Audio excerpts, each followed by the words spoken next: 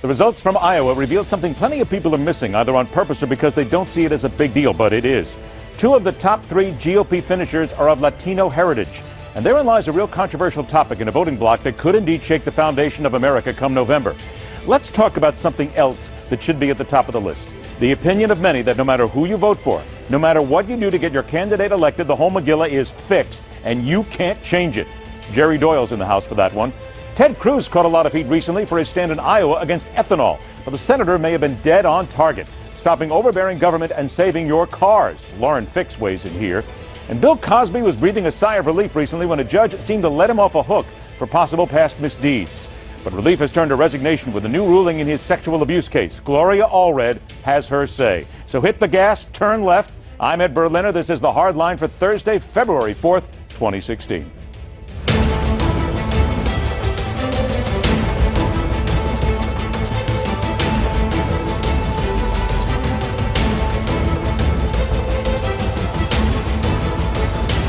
Think things are going great in Washington, that we need to keep headed in the same basic direction, just kind of fiddle around the edges, then I ain't your guy. On the other hand, if you think Washington is fundamentally broken, that there is a bipartisan corruption of career politicians in both parties that get in bed with the lobbyist and special interest and grow and grow and grow government. And we need to take power out of Washington and back to we the people. That is what this campaign is all about. Ted Cruz is an American citizen. Let's put this ridiculous debate to bed right from the top. His father was born in Cuba, making him a Cuban American and of Latino heritage. It's something he shares with Marco Rubio. Both of his parents were born on that island nation, and he too was raised as part of the Latin culture. But there's a rub here that has divided the powerful Latin American and Latin heritage community in America, a massive voting bloc that will not go quietly into the night. Why neither man is seen as a slam dunk choice to the Hispanic Latino community, and why one is not even seen as truly being of the culture itself.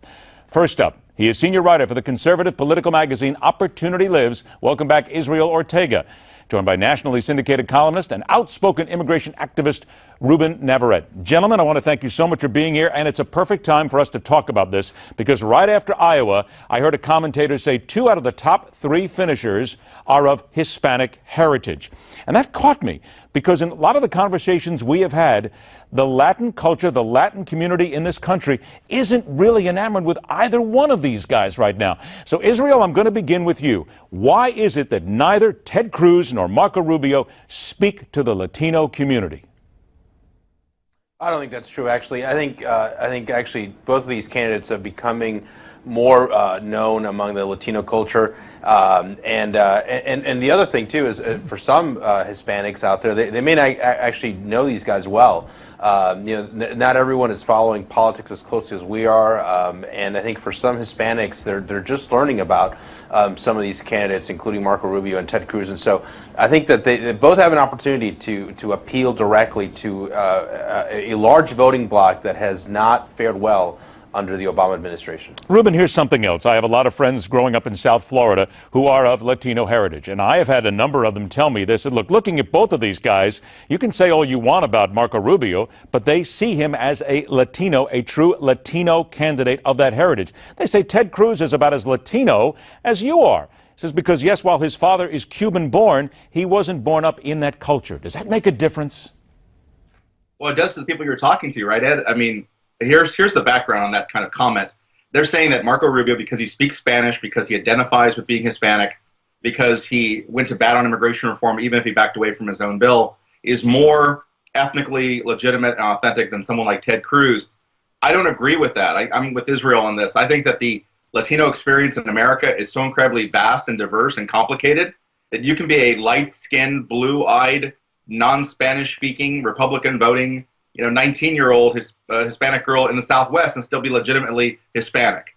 And I think that the media and I think that the political parties and certainly Latino Democrats are trying to shoehorn these 2 individuals, Rubio and Cruz, into these really tight constraints to say they're not authentically Hispanic and that maybe Rubio's a little bit more Hispanic than Ted, but certainly to the mind of Democrats, not as Hispanic and as authentic as someone like Julian Castro. Then why does that continue? Let me stop you there a second. Why does that continue then? Is it just certain factions of the media and then certain factions of the various political parties who are just willing to make this a hardcore, can't miss, has to be issue here? Are we just missing it and just basically playing by their rules and being led like sheep? Yeah, you are missing it. We are collectively in the media missing it because it comes down to politics. As Republicans and Democrats, Latino Democrats who attack Ted Cruz and Marco Rubio as not being authentically Hispanic are really being Democrats first and Latinos second. The media plays along with that because it likes a simple narrative, and the narrative would be all Latinos are Democrats. So the fact that you have, catch this, some guy coming out of Iowa, Ted Cruz, who is the first Hispanic to win Iowa, could be the first Hispanic president of the United States, that's going to be a very tough pill for a lot of people to swallow because it doesn't fit the existing paradigm. Israel, let's look at something else that is a tough pill for the Latino community and for a lot of Americans to swallow, and that comes down to what they call immigration bashing. And I want to point this out. This is in the New York Times, and it talks about Donald Trump, Ted Cruz, Marco Rubio, Chris Christie, John Kasich, basically everybody on the Republican side, they say, is going to make the same mistake on the Hispanic vote because they bash away at immigration. Okay, so then let me ask you, Israel, for those people watching right now, and you know that they are hardcore on immigration. They say we have got to fix the immigration problem in this country. We've got to bring it back to America. How do you then do that, these candidates or anybody else, and still speak to the Latino community and not insult them? Well, the fact is that immigration is not the top issue for Hispanics and Latinos, despite conventional thinking. But wait a minute, we're told it is, though, Israel. Everybody out there, a lot of these pundits say that is the issue. It's not. No, I mean, when you actually poll Hispanics directly, they'll say economy, jobs, education, healthcare. All of those are actually more important than immigration. Yeah, I mean, yes. I mean, let's not kid ourselves. Immigration is an issue that is a very sensitive issue for Hispanics, and for a lot of them, it's like the litmus test. So yeah, Republicans have to watch how they address this issue, but I think it can be done. I think Marco Rubio may not want to say this now, but I think he in fact actually led on immigration. He tried doing something about it. Obviously now he's trying to shift a little bit because he wants to win over the conservative faction to get the nomination, but I think it can be done in the general election. I think Rubio and even Ted Cruz, to some extent, if he wants to pivot back to where he was a few years ago, can actually make a compelling case to Hispanic voters on immigration. All right, now, Ruben, here's something else from the same New York Times article, and frankly, I hate to keep quoting the New York Times for a lot of various reasons here, but they seem to nail something here. They note that Hispanics account for more than 5% of eligible voters in only 3 of the 10 national swing states, Colorado, Nevada, and Florida. This is the Times. Whatever losses the party sustains among Hispanics, they believe it will be more than offset by the energizing of alienated white voters. What do you think when you hear that statement? Well, the first thing, I've written and played with words for 25 years, and if you read that first comment, it's the first time I've ever heard of 10 swing states in America. We don't have 10 swing states. We have 5. And those 3 that they mentioned, Nevada, Colorado, and Florida, where Hispanics are very strong, you can write the headline this way: Hispanics represent a significant percentage of 3 of the top 5 swing states, the other 2 being Virginia and Ohio. And so, you can write it any way you want to, and the Times has its agenda in putting forward a headline like that. But yes, it's true that you will alienate certain white elements of the base in the Republican Party if you seem to be going too hard against Hispanics or too hard for Hispanics. Hispandering, they say, going after Hispanics in a positive way. There'll be a little bit of that pushback.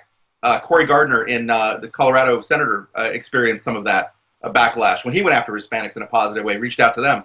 But here's the answer to your question. How do you talk, if you're a Republican, how do you talk about immigration without alienating Hispanics? It's real simple. Attack the system, don't attack the people. Say you have a broken border but not broken people. But somehow, for 220 years in this country, every time we talk about immigration, no matter who the group is, it always comes down to the individual. They're defective, they're dangerous, there's something wrong with these people. They're not as good as the immigrants of old. And so when you make it about the people and not about the policy, man, you're in trouble fast. And Republicans keep making that mistake over and over again. Democrats do too, to some degree. And let me just make this clear. On the Democrat side, guess what we have? We have Bernie Sanders, who thinks that open borders is a Koch brothers plot to lower workers' wages.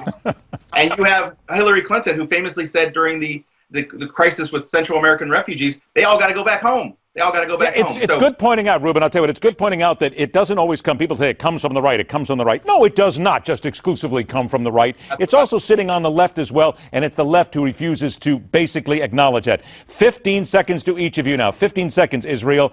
Fox News Latino says Ted Cruz will dominate the Hispanic vote. Agree or disagree? Well, he got about 40% of the vote when he ran for Texas. He's got an uphill battle, but I don't think it's a foregone conclusion that somehow he's going to lose a Hispanic vote. It'll be big if Latinos start to realize that we're really close to having the first Latino United States president. Ruben, same thing. 15 seconds to you. Ted Cruz will dominate the Hispanic vote. Yeah, completely false. I disagree with my friend Israel on that. You will find more Latinos voting for Cruz than you might have assumed, including some Democrats who will transfer over. But do not be surprised if it's all done that Ted Cruz does worse with Hispanics than Mitt Romney, because he's no Marco Rubio.